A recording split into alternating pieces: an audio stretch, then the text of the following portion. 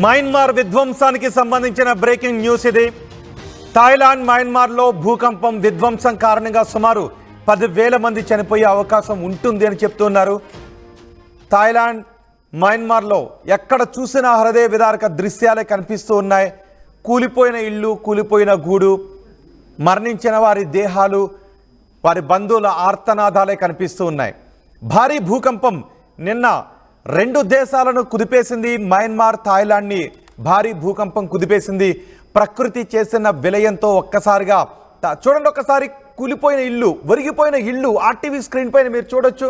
ఒక్కసారిగా ఆ భారీ భూకంపానికి శిథిలాలైపోయిన ఇళ్లను చూడండి.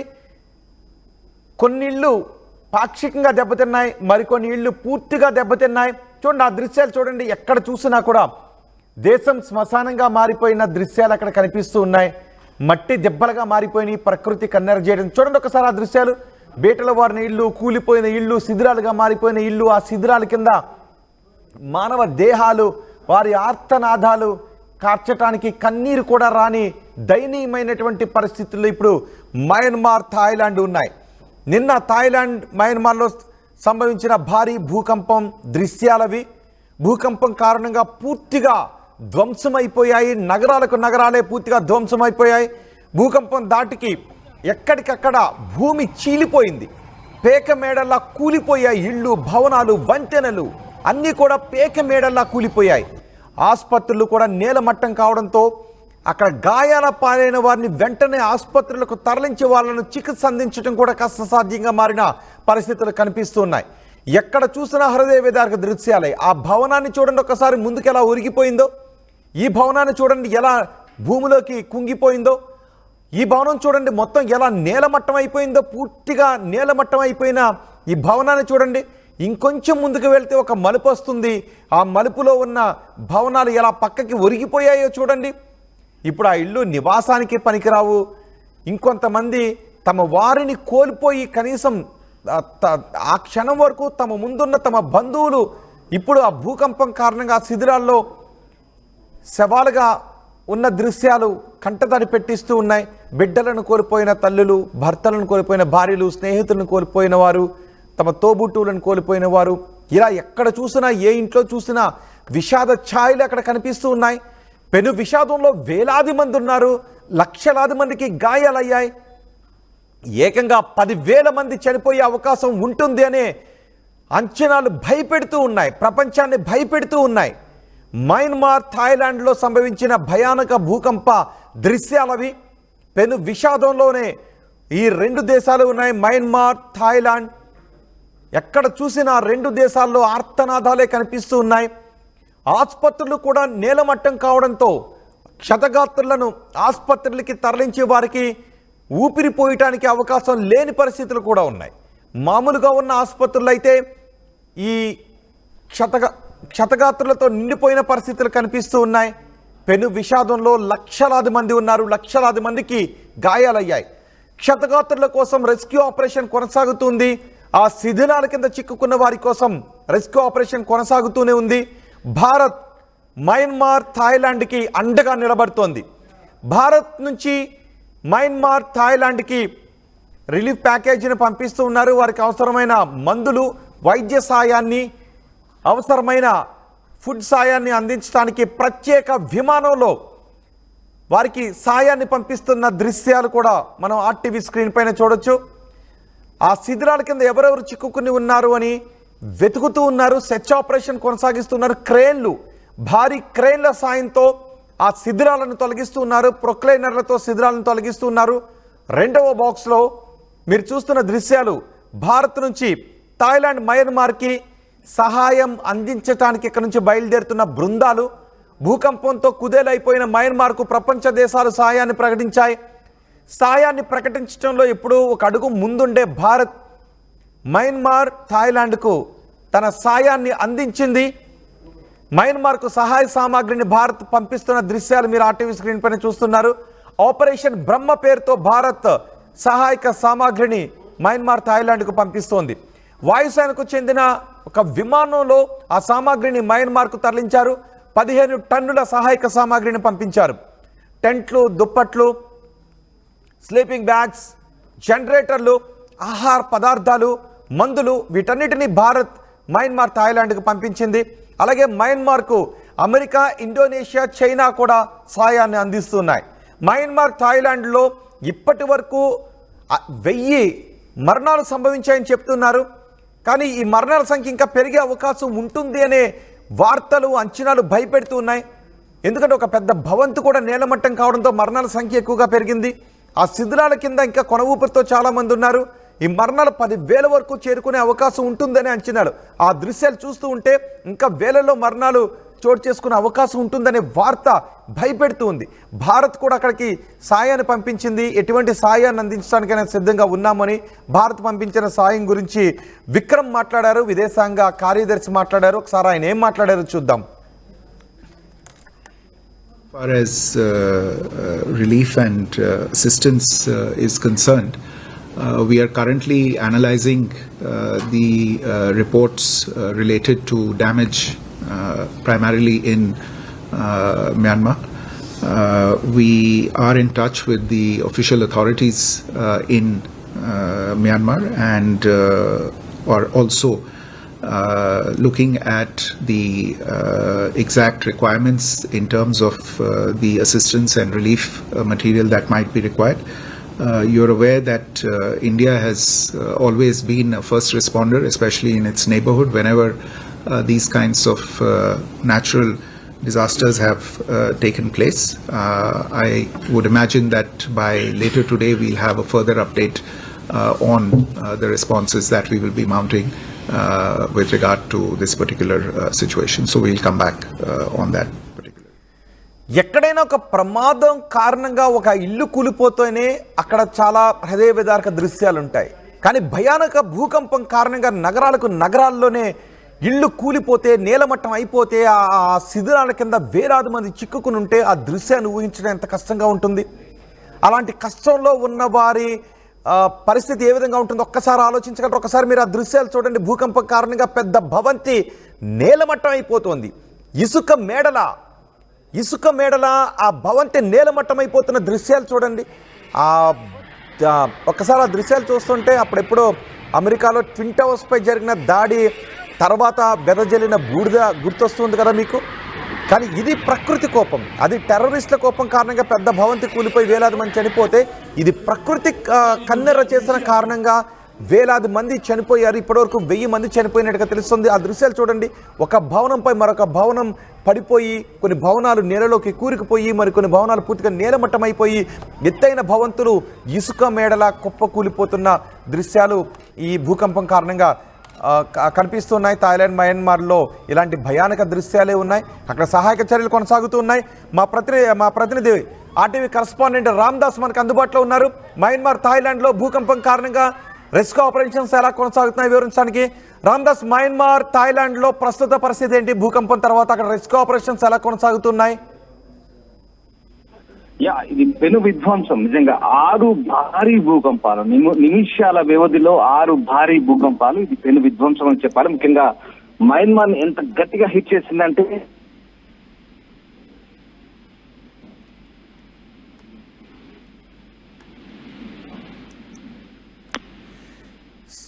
కరెస్పాండెంట్ రామ్దాస్తో మళ్ళీ మాట్లాడే ప్రయత్నం చేద్దాం. నిమిషాల వ్యవధిలో వరుసగా సంభవించిన భూకంపాలతో మొత్తం మయన్మార్, థాయిలాండ్ అల్లాడిపోయింది. ప్రజలు చూడండి ఒకసారి, రోడ్లపైన ఆ భూకంపంతో భూమి ఊగిపోతూ ఉంటే, కాళ్ల కింద భూమి కంపిస్తూ, కంటి ముందు భవనాలు నేల కూలిపోతూ ఉంటే, ఆ శిథిలాల్లో వందలాది మంది చిక్కుకుపోతూ ఉంటే, ఆ రోడ్ల చూడండి ఒకసారి లాంగ్ షాట్లో ఆ భవనం ఎలా ఒక ఇసుక ముద్దల, ఒక మట్టి ముద్దల ఎలా కూలిపోయిందో చూడండి ఒకసారి. అదేదో ఇసుక భవనం, సముద్రం దగ్గరికి వెళ్ళినప్పుడు మామూలుగా చిన్న చిన్న ఇసుక భవంతులు కడితే ఎలా కూలిపోతాయో అలా పేక మేడల ఇసుక ముద్దల కూలిపోయిన భవనం చూడండి. పెద్ద శబ్దంతో కూలిపోతుంది. ఒక పక్క నుంచి భవనాలు కూలిపోతున్నాయి, మరో పక్క కాళ్ళ కింద భూమి కదిలిపోతుంది. భయంతో ప్రజలందరూ రోడ్ల మీదకు పరుగులు తీశారు.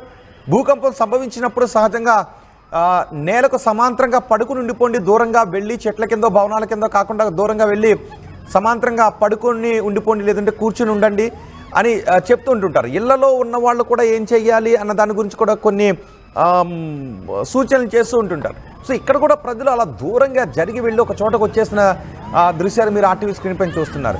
ఆ దూరంగా వచ్చిన తర్వాత ఆ భవనం కూలిపోతూ ఉంటే ఒక్కసారిగా వాళ్ళు భయభ్రాంతులకు గురైన దృశ్యాలు కూడా చూడండి. ఎక్కడికక్కడ ఎవరికి వాళ్ళు ఆ ఖాళీ ప్రదేశాల్లోకి పరిగెడుతున్న దృశ్యాలవి. ఇప్పుడు మయన్మార్, థాయిలాండ్ పెను విషాదంలో ఉన్నాయి భారీ భూకంపం తర్వాత. ఆ శిథిలాలన్నీ తొలగించి అక్కడ వాళ్ళు కోలుకోవటానికి చాలా రోజులు పట్టే అవకాశం ఉంటుంది. బహుశా భవనాలను మళ్ళీ వాటిని తొలగించి కొత్త భవనాలు నిర్మించవచ్చు. కానీ వాళ్ళ జీవితాల్లో ఈ భూకంపం మిగిల్చిన విషాదం వాళ్ళ జీవితాంతం ఎప్పటికీ గుర్తుండిపోతూనే ఉంటుంది. బంధువులను, స్నేహితులను కోల్పోయిన వాళ్ళు, ఆ శిథిలాల కింద చిక్కుకొని అవయవాలు కోల్పోయిన వాళ్ళు ఇప్పుడు రోధిస్తూ ఉన్నారు, సాయం కోసం అర్థిస్తూ ఉన్నారు. భారత్ కూడా వాళ్లకు సాయం అందించడానికి అన్ని ఏర్పాట్లు చేసింది. అలాగే అమెరికా, ఇండోనేషియా, చైనా ఇలా కొన్ని దేశాల నుంచి కూడా థాయిలాండ్, మయన్మార్కు సాయాన్ని అందిస్తూ ఉన్నారు.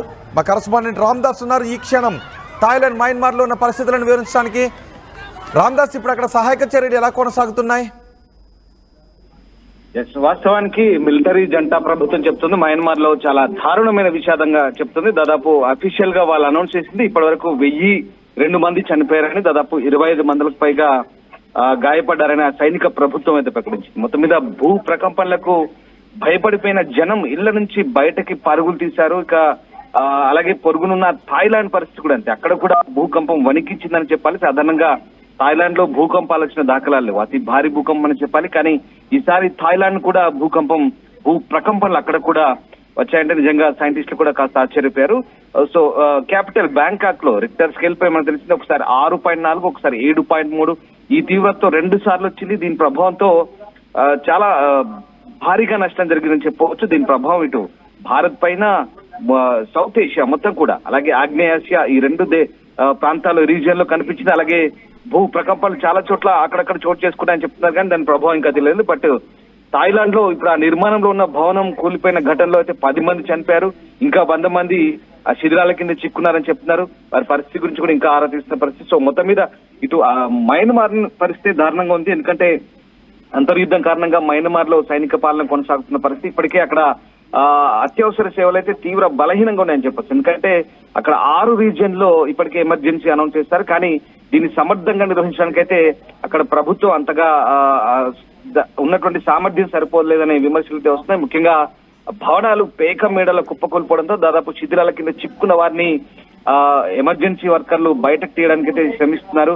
అలాగే జాంగాంగ్ పట్టణంలో ఇరావడి నదిపై 100 ఏళ్ల కింద నిర్మించిన ఆ వంతెన కూడా ధ్వంసమైంది. ఈ కష్టకాలంలో అంతర్జాతీయ సాయం కావాలని ఫస్ట్ టైం ఒక సైనిక పాలకులు ఫస్ట్ టైం అంతర్జాతీయ సాయం కోసం అర్థిస్తున్న పరిస్థితి ప్రస్తుతం మనకు మయన్మార్ లో కనిపిస్తుంది. మొత్తం మీద మయన్మార్ పరిస్థితికి చలించిపోయిన భారత్ కూడా అండగా నిలుస్తామని చెప్తుంది. పీఎం నరేంద్ర మోదీ కూడా హామీ ఇచ్చారు. థాయిలాండ్, మయన్మార్ లో భూకంపం సృష్టించిన విధ్వంసం ఆందోళన కలిగిస్తున్న అక్కడ ప్రజలకు క్షేమంగా ఉండాలంటూ కూడా మోదీ చెప్తున్నారు. వీళ్ళంతా త్వరగా సాయం చేస్తామంటూ మోదీ అయితే హామీ ఇచ్చారు. ఇప్పటికే మయన్మార్ కు టెంట్లు, బ్లాంకెట్స్, వాటర్ ప్యూరిఫైయర్స్, అత్యవసర ఔషధాలు సహా 15 టన్నుల రిలీఫ్ సామగ్రిని అయితే భారత వైమానిక దళం అయితే ఈరోజు ఉదయమే చేరుకుంది మయన్మార్ కి. అలాగే అమెరికాతో పాటు ఐరోపా దేశాలు కూడా ముందుకొచ్చాయి. ఇక మయన్మార్ పరిస్థితి దారుణంగా ఉండడంతో ఆ దేశానికి సాయం చేయడానికి సిద్ధంగా ఉన్నామంటే అటు అమెరికా కూడా చెప్తుంది. ఇక ఈ థాయిలాండ్ పరిస్థితి కూడా అదే. ఆ దేశంలో భూకంప పరిస్థితిని సమీక్షించేందుకు ఆ ప్రధాని శినవ్రత హై లెవెల్ మీటింగ్ అయితే కండక్ట్ చేస్తున్నారు. స్టిల్ ఇంకా అక్కడ శిథిలాల కింద ఇంకా ఎవరైనా చిక్కుకున్నారా, గాయపడ్డ వారి పరిస్థితి ఏంటి అనే కోణంలో కూడా ఇంకా పూర్తి స్థాయిలో అయితే ప్రస్తుతానికి ఆరా తీసిన పరిస్థితి కనబడుతుంది. సో మొత్తం మీద చాలా దారుణమైన పరిస్థితి రోహిత్. ఇంకా థాయిలాండ్ అలాగే మయన్మార్ ఈ 2 దేశాలకు కూడా ఈ భూకంప విలయంతో ఒక్కసారిగా వరుస భూకంపాలు రావడం, భారీ ఎత్తున ప్రాణ నష్టం, ఆస్తి నష్టం అయితే. ఏంటి సహాయక చర్యల్లో ప్రధానంగా కలుగుతున్న అడ్డంకి ఏంటి? ఇప్పుడు అక్కడ కొంత వైద్య సాయం ఇమీడియట్ గా అందాల్సిన అవసరం ఉంటుంది. అలాగే పాలు లాంటి నిత్య అత్యవసర వస్తువులు కూడా అక్కడ చాలా అవసరం ఉంటుంది. సో అక్కడ జరుగుతున్న సహాయక కార్యక్రమాలు అంటే ఆహార పదార్థాలను, వైద్య సాయాన్ని అందించడం, 2 ఆ శిథిలాలను క్లియర్ చేయటం, సో ఇవన్నీ చాలా వేగంగానే జరుగుతున్నాయి. ఏమైనా అడ్డంకులు కలుగుతున్నాయా? థాయిలాండ్ వరకు వచ్చేసి బాగానే ఉంది. థాయిలాండ్ లో పరిస్థితులన్నీ సహాయక చర్యలు ముమ్మరంగా ఉన్నాయి. అక్కడ ఫైర్ ఫైటర్స్ కావచ్చు, స్థానికంగా రెస్క్యూ చేస్తున్నటువంటి వివిధ విభాగాల అధికారులు చాలా తీవ్రంగా శ్రమిస్తున్నారు. అక్కడ పరిస్థితులు బాగున్నాయి. కానీ మయన్మార్కి వచ్చేసరికి మాత్రం మయన్మార్ లో మిలిటరీ ప్రభుత్వం అధికారం ఉంది. మిలిటరీ ప్రభుత్వం ఉండడంతో కాస్త అక్కడ కొన్ని సహాయక చర్యలకైతే సరిపడాల్సినటువంటి అక్కడ మ్యాన్ పవర్ లేదని చెప్పాలి వాస్తవంగా. ఎస్, అదే చెప్తున్నాను. ఫస్ట్ టైం ఒక మిలిటరీ గవర్నమెంట్ ఎయిడ్ కోసం అంటే సహాయం కోసం అర్థిస్తున్న పరిస్థితి ప్రస్తుతం ప్రపంచ దేశాలనే మిలిటరీ ప్రభుత్వం ప్రస్తుతానికైతే సహాయం కోసం అర్థిస్తున్న పరిస్థితి. దాంతో పాటు ప్రపంచ దేశాలు కూడా అదే విధంగా స్పందించిన పరిస్థితి. ఇక చాలా ప్రాంతాల్లో మయన్మార్ లోని అండ్ నేపిడా ఇది క్యాపిటల్ అంటారు. సో అక్కడ 1000 పడకల ఆసుపత్రి, అలాగే సెకండ్ లార్జెస్ట్ సిటీ మాండలే కూడా ఐకానిక్ వంతెన కూలిపోయింది. ఎత్తైన ఆలయాలు, గోపురాలు అన్ని కూడా కూలిపోయిన పరిస్థితి. అలాగే రాజధాని నేపిడాలో ప్రధాన రహదారులన్నీ దెబ్బతిన్నాయి. మనకు తెలిసింది 7.7 మాగ్నిట్యూడ్ తో వచ్చింది కాబట్టి ఆ రహదారులన్నీ చీలిపోయిన పరిస్థితి, పూర్తిగా పగుళ్ళు ఏరిపోయి చీలిపోయిన పరిస్థితి. ప్రస్తుతం అక్కడ టెలికాం, విద్యుత్, రవాణా అన్ని కూడా పూర్తిగా కకావికలమైన పరిస్థితి కనబడతా ఉంది. ఇక ఈ నేపథ్యంలో సహాయక చర్యలకు కొంత టైం పట్టే అవకాశం ఉంది. ఇంకా మృతుల సంఖ్య అనధికారికంగా అయితే ఎక్కువగానే ఉండే అవకాశం ఉంది. ప్రస్తుతానికి అయితే 1000 మందికి పైగా చనిపోయారని చెప్తున్నారు, కానీ దాదాపు మృతుల సంఖ్య ఇంకా వేలలోనే ఉండొచ్చని చెప్తున్న పరిస్థితి. సహాయక చర్యలకైతే అంటే ఒకవేళ విదేశాల నుంచి కూడా ఎవరైనా వచ్చి తమకు సహాయం చేయమని మిలిటరీ ప్రభుత్వం అర్థిస్తుంది కాబట్టి ఇంకా బహుశా సహాయక చర్యలకు కొంత స్పీడప్ అయ్యే అవకాశం అయితే కనిపిస్తుంది రోహిత్. ఎందుకంటే మిలిటరీ జంటా ప్రభుత్వం కాబట్టి ఇప్పటివరకు అక్కడ కేవలం ఇంటర్నెట్ కూడా నిషేధమే. అక్కడ పరిస్థితులు కూడా బాహ్య ప్రపంచానికి పూర్తి స్థాయిలో తెలియని పరిస్థితి. అలాగే సహాయక చర్యలకు ఎవరైనా రావడానికి కూడా కొన్ని మిలిటరీ ప్రభుత్వ ఆంక్షలు కూడా అడ్డంకిగా మారినాయి. కాబట్టి ఇప్పుడిప్పుడే ఒకవేళ ప్రపంచ దేశాలు సహాయం చేయాలనుకుంటే కనుక ఆ నిబంధనలన్నీ కూడా సడలించి ఖచ్చితంగా సహాయానికి ముందుకొచ్చే అవకాశం అయితే కనిపిస్తుంది. వాటెవర్ మొత్తం మీద మయన్మార్ పరిస్థితి చాలా దారుణంగా ఉంది. దానికి సహాయం చేసేందుకు అయితే ప్రపంచ దేశాలు కూడా ముందుకు వస్తున్న పరిస్థితి. ఇక మయన్మార్ లో భారతీయ ఇండియన్ ఎంబసీ కూడా నిశ్చితంగా గమనిస్తే అక్కడ పరిస్థితులు భూకంపం వల్ల భారతీయులు ఎవరు కూడా చనిపోయినట్టు లేదా గాయపడ్డట్టు కూడా తమ సమాచారం లేదని అయితే ఇండియన్ ఎంబసీ చెప్తున్నారు. అయితే ఎలాంటి గాబరా అక్కర్లేదు, కంగారు పడొద్దంటూ కూడా చెప్తున్న ఒక ప్రకటన అయితే విడుదల చేసింది. At the same time Thailand లో కూడా ఇండియన్ ఎంబసీ కూడా ఒక స్టేట్మెంట్ రిలీజ్ చేసింది. బ్యాంకాక్, థాయిలాండ్ లో ఇతర ప్రాంతాల్లో వచ్చిన ప్రమాదకరమైన భూకంపం తర్వాత అధికారులతో టచ్ లో ఉన్నాము, పరిస్థితిని ఎప్పటికప్పుడు గమనిస్తున్నాము. ఒక్క భారతీయ పౌరుడికి కూడా ఇప్పటి వరకు ఎలాంటి బ్యాడ్ న్యూస్ లేదు. ఏదైనా ఎమర్జెన్సీ ఉంటే థాయిలాండ్ లోని భారతీయ పౌరులు తమను సంప్రదించవచ్చు అంటూ కూడా కొన్ని నంబర్లు కూడా రిలీజ్ చేసిన పరిస్థితి. సో ఆ రకంగా ప్రస్తుతానికైతే మయన్మార్, థాయిలాండ్ లో ప్రస్తుతానికి సహాయక చర్యలు అయితే కొనసాగుతున్నాయి. రైట్ రామ్దాస్, థాయిలాండ్, మయన్మార్ ని భారీ భూకంపాలు కుదిపేశాయి. ఎక్కడ చూసినా కూలిపోయిన ఇళ్లు కనిపిస్తూ ఉన్నాయి. ఎక్కడ చూసినా అక్కడ ప్రజల ఆర్తనాదాలే వినిపిస్తూ ఉన్నాయి. కన్ను చూపు మేరలో ఎక్కడ చూసినా నగరాలు ధ్వంసమైపోయినట్టుగానే కనిపిస్తూ ఉన్నాయి. దీంతో ప్రపంచ దేశాలు కూడా మయన్మార్, థాయిలాండ్కి సహాయాన్ని అందించడానికి ముందుకు వస్తున్నాయి. భారత్ కూడా సహాయాన్ని అందిస్తూ ఉంది. సహాయక చర్యలు వేగంగానే కొనసాగుతూ ఉన్నప్పటికీ ఆ స్థాయిలో భూకంపం సంభవించడంతో అన్ని ఇళ్ళు, అంత పెద్ద పెద్ద భవంతులు కుప్పకూలిపోవడంతో ఆ పూర్తి స్థాయిలో శిథిలాలను తొలగించడం అనేది చాలా సమయం పట్టే అవకాశం ఉంటుంది. ఆ శిథిలాల కింద ఎంతోమంది చిక్కుకుని ఉన్నారు. పెద్ద పెద్ద భవంతులే కుప్పకూలిపోవడంతో వాటి కింద ఎంతోమంది చనిపోయారు. ఇప్పటి వరకు 1000కి పైగా చనిపోయారు. కానీ ఈ మరణాలు 10,000 వరకు ఉండే అవకాశం ఉంటుంది అనే అంచనాలు అందరినీ కూడా భయపెడుతూ ఉన్నాయి. మయన్మార్, థాయిలాండ్ ఈ పెను విషాదం నుంచి త్వరగా కూలుకోవాలని ఆశిద్దాం. భారత్ కూడా తన సాయాన్ని మయన్మార్కు, థాయిలాండ్కు పంపించింది.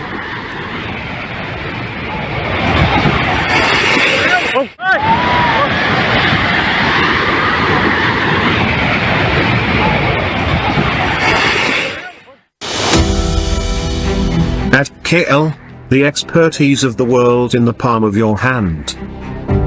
KL, deemed to be university.